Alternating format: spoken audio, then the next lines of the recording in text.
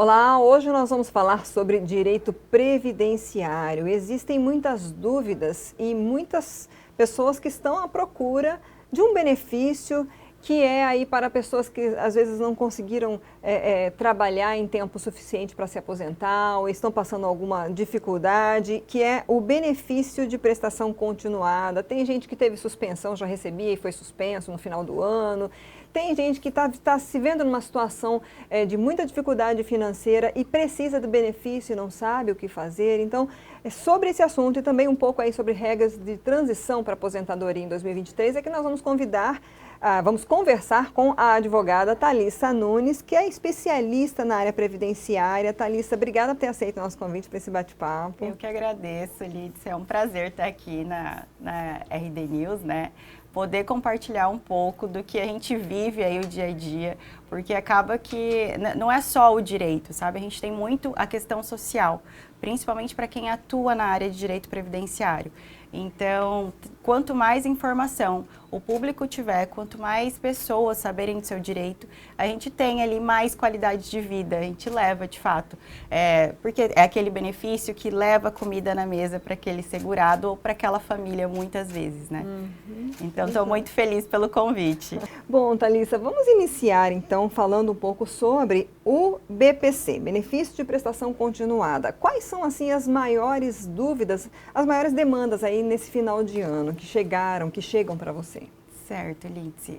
Ano passado a gente teve uma medida provisória aí publicada, onde foi possibilitado o pente fino. O que é basicamente esse pente fino?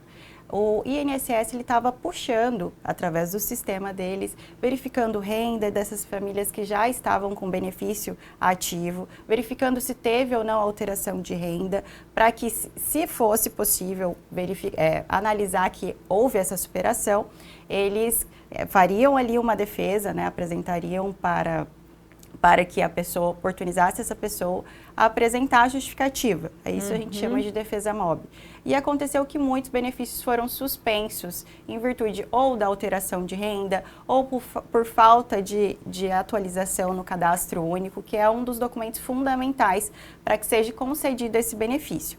Esse benefício, ele é a garantia de um salário mínimo para a pessoa que possui ali deficiência ou para o idoso de 65 anos ou mais, desde que comprovado que não possua ali condições financeiras de se manter ou ter mantido pela sua família. A legislação, ela traz o que é baixa renda para esse benefício. Ela coloca ali de até 1/4 de salário mínimo por pessoa, que hoje vai equivaler aí mais ou menos a R$ 325,50.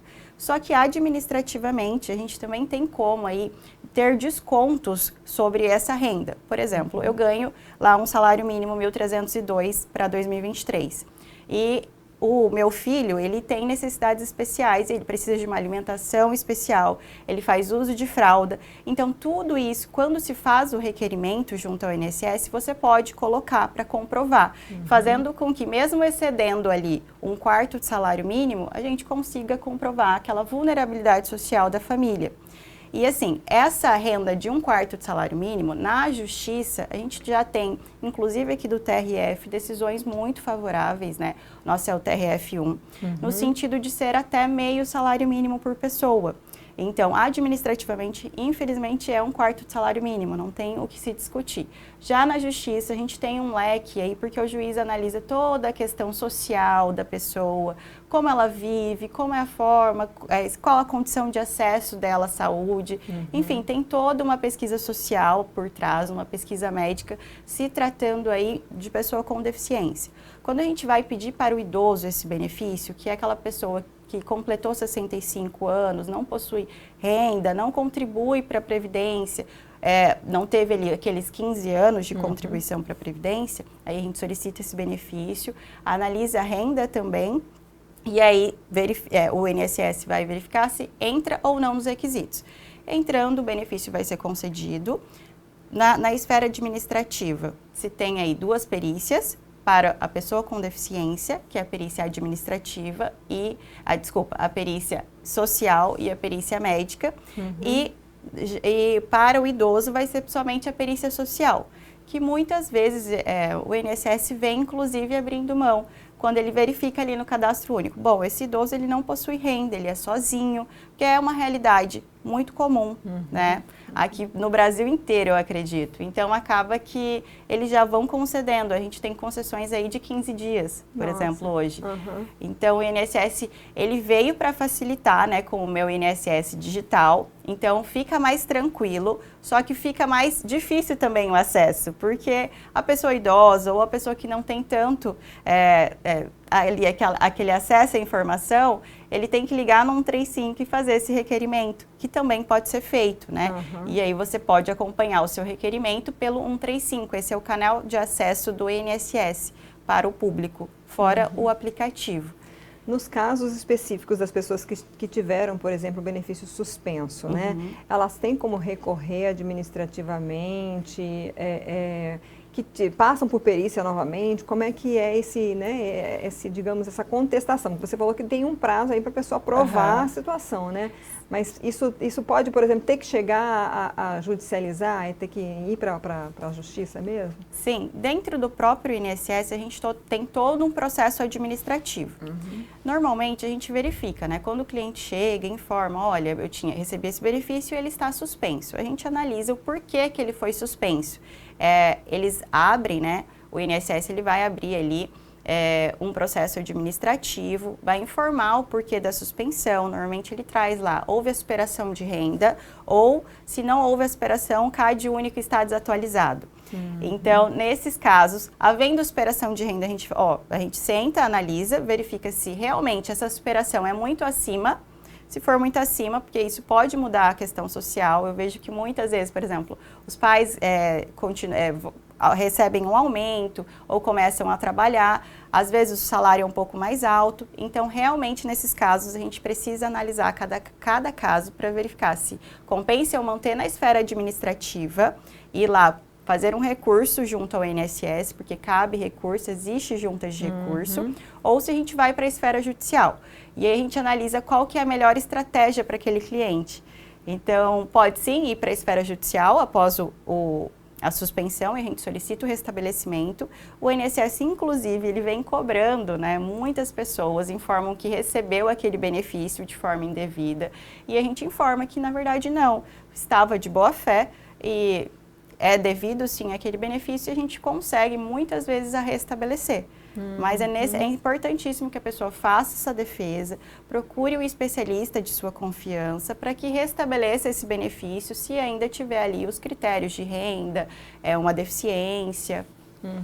Bom, você falou de tempo, né, da facilidade que agora o INSS tem oferecido, né, com a tecnologia, mas assim, é fato que há muitas reclamações sobre o tempo de espera, sobre a tramitação desses processos, enfim, desses pedidos junto ao INSS. Para quem não tem nada e vai iniciar, né, um pedido de benefício, quanto tempo geralmente é feita essa análise? Bom, para esse benefício, o benefício de prestação continuada, quando se fala aí de pessoa com deficiência, a gente precisa comprovar essa deficiência. Para o INSS é uma limitação de no mínimo 2 anos. Então a gente vai agendar uma perícia médica.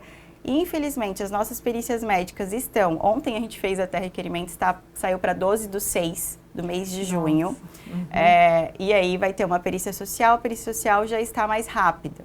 Mas, depois dessa perícia médica, somente que vai ter um resultado. E aí volta para o outro servidor, e aí esse servidor vai dar a resposta. A média de espera para esse benefício está aí entre 6, 7 meses ou mais. Isso administrativamente. O que a gente vem fazendo? O INSS ele tem um acordo com o MPF, né, que já pacificou, o acordo de estar aí realizando e concluindo o processo até no prazo máximo de 90 dias.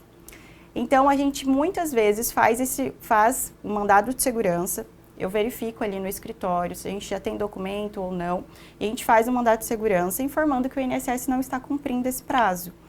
E por isso a gente entra com esse mandado de segurança, né, solicitando que seja, sim, cumprido o prazo e que seja realizado a perícia com o resultado do benefício. Então, a gente pode ou fazer o mandado de segurança ou, infelizmente, a segunda saída é aguardar. Porque assim, a gente sabe que é justamente um público que é o que mais precisa, né? Sim. E já vive numa situação de extrema dificuldade. Muitas vezes é ajudado justamente por parentes, por amigos, é aquela coisa da cotinha, enfim, né? Então, assim, Sim. é uma realidade muito dura, né? Você tem que esperar Muito. tanto tempo por um benefício que você, tecnicamente, tem o direito, mas tem que passar por toda essa burocracia, né? Sim. O novo governo, inclusive, né, quando tomou posse ali, o novo ministro da Previdência informou que a prioridade seria a análise e resultado dos benefícios que estão aguardando, né? Um resultado a mais de um ano, às vezes, por exemplo, quando a gente recorre para o INSS, a gente não tem um prazo que vai sair. Na Justiça a gente também não tem, mas é aquela segurança maior de que, bom, eu vou conseguir dar um andamento melhor para o processo, mas aí tem que ser analisado. Mas esse prazo, infelizmente, a gente vem aí analisando cada caso para verificar o mandato de segurança, que a gente antecipa essa perícia médica, ou a gente aguarda, infelizmente, o prazo. O benefício por incapacidade, que tipos de queixas vocês recebem? As maiores que a gente tem são de pessoas com problema na coluna. Eu acredito que seja a campeã, assim, a gente sempre recebe que teve problema na coluna ou trabalhando em decorrência do trabalho, de atividades repetitivas, aí a gente analisa se comprova ou não essa doença ocupacional ou se vai ser um auxílio-doença. Eu vejo que às vezes o benefício ele é negado em virtude ou porque aquela pessoa que está passando pela perícia ela não foi bem orientada ou porque ela realmente não tinha os requisitos antes de ter ali aquela incapacidade que está incapacitando para o trabalho. O que acontece? Para a gente solicitar esse benefício, a gente precisa ter a qualidade de segurado, carência mínima quando não for ali, a lei traz um rol de doenças que isentam carência ou acidente de qualquer natureza e a incapacidade. Muitas vezes eu vejo que existe a incapacidade e aí falta esses dois requisitos. E a qualidade de segurado, basicamente, é você estar contribuindo para a Previdência Social, para o INSS. E aí a carência vai ser de 12 meses, né, para solicitar um benefício inicial. E a gente tem aquele período de graça, que eu posso, sim, solicitar o benefício previdenciário e ter a concessão. O período de graça vai ser basicamente assim, finalizei um vínculo de emprego, pós esse vínculo eu tenho 12 meses ali de período de graça. Comprovei que estou desempregado, que aquela dispensa foi motivada, né? Eu consigo, sim, aumentar esse período de graça aí para 24 meses e muitas vezes também para até 36 meses, quando o segurado ele já tem mais de 10 anos de contribuição. Então, sem perder a qualidade de segurado, né? Aí a gente consegue, sim, por exemplo, uma pessoa que fique 3 anos sem contribuir, a solicitar esse benefício. Então, é um pouco mais difícil do segurado, daquela pessoa que sempre trabalhou a vida dele, a vida toda, e naquele momento que ele precisou, o INSS nega por falta de qualidade de segurado. Então, ele fica, poxa, mas eu contribuí a minha vida toda e agora que eu preciso, o INSS não me assegura. Então, aí a gente precisa analisar. Porque realmente eu vejo que administrativamente o INSS não se preocupa muito com essa qualidade de segurado. A negativa, né? Porque no dia o benefício por incapacidade ele funciona assim: você ou liga pelo canal do 135 do INSS, solicita ali uma perícia inicial, ou você faz pelo aplicativo. Aí vai ser agendada uma perícia médica e após essa perícia médica vai sair o resultado. Normalmente, todos os dias, às 9 horas da noite, é atualizado o sistema e sai o resultado. E aí vai constar que houve ou não a incapacidade, você tem ou não direito àquele benefício. Então, basicamente, é assim que funciona a administrativo, né? Bom, de qualquer forma, tem que haver um pedido administrativo para depois ir atrás e buscar na justiça, né? Tem que haver um pedido administrativo para que a gente possa ingressar na justiça. Em caso de indeferimento ou em caso aí de uma conversão de aposentadoria por invalidez, também é possível. Gente, é tão complexo e ao mesmo tempo tem tantas minúcias para serem tratadas nessa área, né? Eu acho que assim, a gente está tentando trazer um pouco de dúvidas aí, né, para vocês, mas eu acho que o mais importante é você buscar um especialista que pode analisar, orientar que tipos, por exemplo, de documentos a pessoa deve guardar, de provas que precisa ter, porque às vezes deve chegar para você. Já chegou assim, situação de gente que, olha, não tenho nada guardado, e como é que aí você tem que ir atrás, como é que seria isso para o trabalhador? Teria que até uma sugestão, né? Guardar tudo? O ideal assim, por exemplo, estou incapaz, no momento a gente vai precisar de laudos médicos, a gente vai precisar de atestado. Receituário médico é muito importante, porque a gente vê efeitos colaterais que aquele remédio te causa. Às vezes não é nem a sua incapacidade, sim o remédio, por exemplo, que é muito forte. Por exemplo, quem tem esquizofrenia, usa normalmente um remédio muito forte que te deixa assim muito apático, mas sabe, não fica no normal. Então a gente utiliza muito o receituário médico. Normalmente quando não vem, não tenho nada de documento, eu falo, olha, volta lá no hospital, vai ter o seu prontuário médico, puxa o seu prontuário médico e aí a gente vai analisar o que vai caber ou não pra gente. Mas ter documentos é indispensável. Por quê? Imagina, aquele médico nunca teve contato com você, não sabe o que você tem.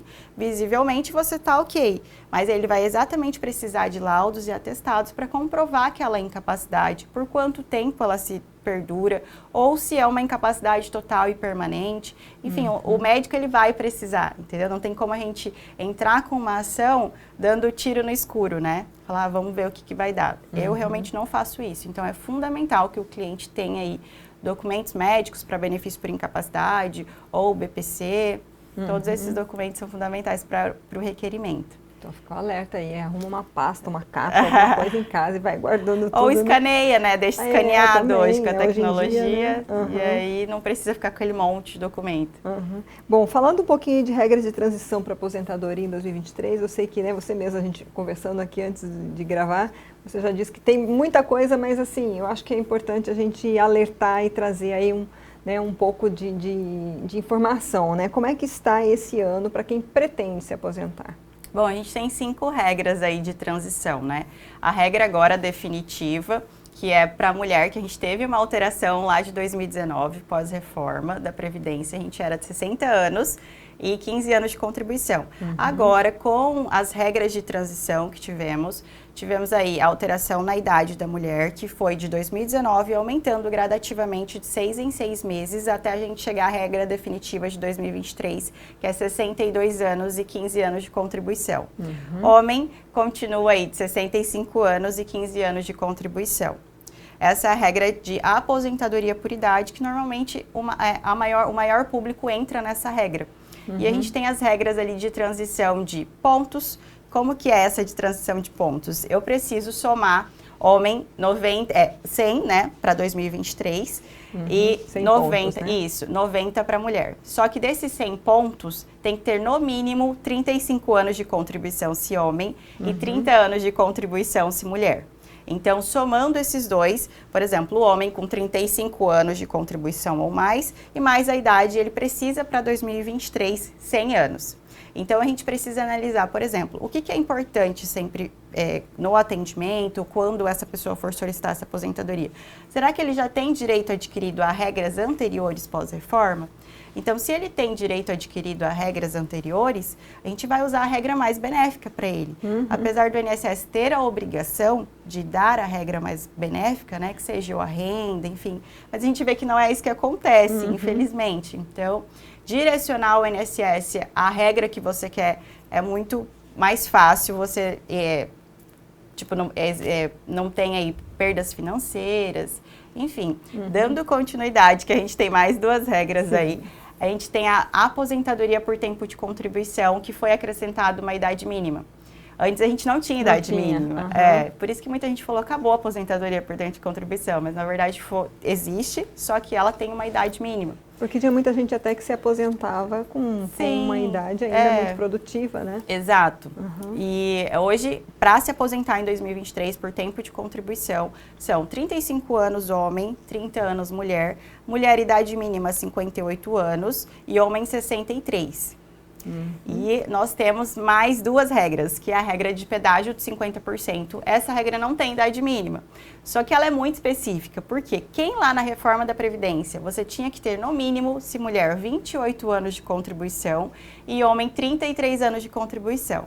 E como que funciona, né, essa regra? Por exemplo, para mim saber quanto, eu tinha 33 homem e eu sei que para mim me aposentar por tempo de contribuição são 35 anos.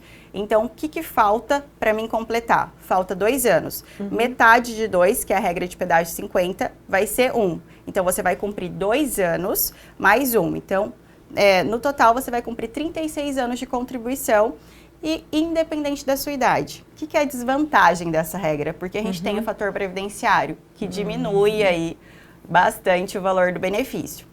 E nós temos a última regra, que é a regra de pedágio de 100%, que é exatamente a mesma lógica. Você vai verificar o que faltava para mim completar da reforma da Previdência por tempo de contribuição, se sendo homem 35 anos e mulher 30 anos, 100% do que faltava. Por exemplo, igual aquele exemplo anterior, o homem que tinha 33 anos de tempo de contribuição em 2019, ele falta 5 anos para ele alcançar 35. Então, ao invés dele fazer só 35, ele vai cumprir 37, que vai ser 2 vezes 2, que é 100% do que faltava. Então, essa regra também, normalmente essa regra, a renda é um pouco melhor, mas não que signifique que vai ser a melhor regra de aposentadoria. E para aquela pessoa, a gente tem que analisar muito o que a pessoa de fato quer. Eu quero me aposentar antes ou eu quero me aposentar com a renda maior? Isso a gente vai depender muito do cliente, da pessoa que está ali buscando uma aposentadoria. Na verdade, assim, eu acho que talvez tenha uma situação que esteja ocorrendo bastante, pessoas que por um tempo tinham carteira assinada, por exemplo, e aí porque perderam o trabalho, enfim, passaram a empreender, né? E muitas vezes os autônomos não contribuem nem com o mínimo para o INSS, e aí tem um tempo lá atrás de contribuição, depois tem ali isso daí tudo pode ser aplicado nessas regras, teria que avaliar esse tempo de contribuição. Ele pode, por exemplo, PJ, tem muita gente virando PJ, né? Ou MEI. Pode comprovar depois que trabalhou lá atrás como pessoa jurídica e ter isso. Eu sei que assim são coisas tão específicas, mas eu vejo acontecendo muito, né? E isso tudo conta nesse cálculo de aposentadoria? O que vai contar é o efetivo pagamento. Aí nesse caso, a gente tem muito empresário, por exemplo, que não contribuiu ou porque, olha, apertou a situação, a gente acabou não contribuindo. A gente analisa para ver se aquela contribuição em atraso vai contar como carência para o seu benefício. Porque a gente não é só, deixei de contribuir, quero voltar a contribuir aquele período para dar os 15 ou os 35 anos que eu procuro. Então, a gente precisa analisar, porque hoje, por exemplo, a legislação, ela fala que você pode contribuir, ok, só que só vai valer para a carência, que vai contar para a sua aposentadoria, que a gente quer que conte, né? Quando se mantém aí a qualidade de segurado, quando a primeira contribuição foi em dia. Isso, tanto no INSS como na Justiça, o nosso judiciário daqui, ele vem sendo bem pacífico, sabe? Então, muitas vezes eu vejo que cliente contribui, porque ou foi no INSS, ou porque perguntou para um amigo e contribui em atraso, só que aquelas contribuições não valeram de nada. Né? Então, quando você for contribuir em atraso, procure um especialista, porque pode ser que você perca dinheiro, você crie expectativa e se frustre ali na frente, né? Sim. Então, é fundamental, é possível, mas verifique se aquela contribuição em atraso vai entrar ou não para sua aposentadoria. Bom, quem quiser tirar dúvidas, trazer os seus casos, como encontrar você, onde que você trabalha, suas redes sociais, faça seus contatos. Aí, porque eu acho que, assim, ótimo. A gente poderia ficar um dia inteiro e ia ter um monte de casos para É verdade, é muito amplo, né, a Previdência. Bom, eu sempre posto conteúdo, principalmente no meu Instagram, e a gente tem o Facebook também do meu escritório. Meu escritório ele fica ali próximo da Avenida do CPA, no edifício Eldorado Rio, sala 34. Quem quiser passar, tomar um café, tirar dúvidas, será muito bem-vindo. A minha rede social que eu mais, assim, tô ativa é o Instagram, onde está @Thalissa_Nunes. Pode me mandar um oi, pode me seguir. Eu sempre posto conteúdo de previdência, eu posto um pouquinho sobre o meu dia a dia. Então, é bem legal os conteúdos que a gente compartilha por lá. E também tem o número do meu escritório e o meu número também, o meu número pessoal, que é o 65 99986 6846. Pode me mandar um oi e a gente tira todas as dúvidas possíveis. Se tiver necessidade de ir no escritório, será muito bem-vindo. Tá joia, muito obrigada novamente. Obrigada. Bom, nós conversamos com a advogada Thalissa Nunes, especialista na área previdenciária, trazendo um pouco aí de explicações sobre o benefício de prestação continuada, regras de transição para aposentadoria em 2023. Cada caso é realmente, nessa área, é um caso específico. Então, tudo precisa ser levado, estudado por especialistas. Então, eu convido você a procurar, acompanhar a Thalissa aí nas redes sociais e a buscar informações, né, sobre a sua situação. A gente não pode aplicar uma regra geral para todo mundo. Então, fica essa dica para você. Peço que você curta e compartilhe essa entrevista para quem tem dúvidas, para quem está vivendo essa situação, para quem precisa começar a preparar sua aposentadoria. Enfim, curta, compartilhe, mande nas redes sociais e agradeço a sua audiência. Até a próxima.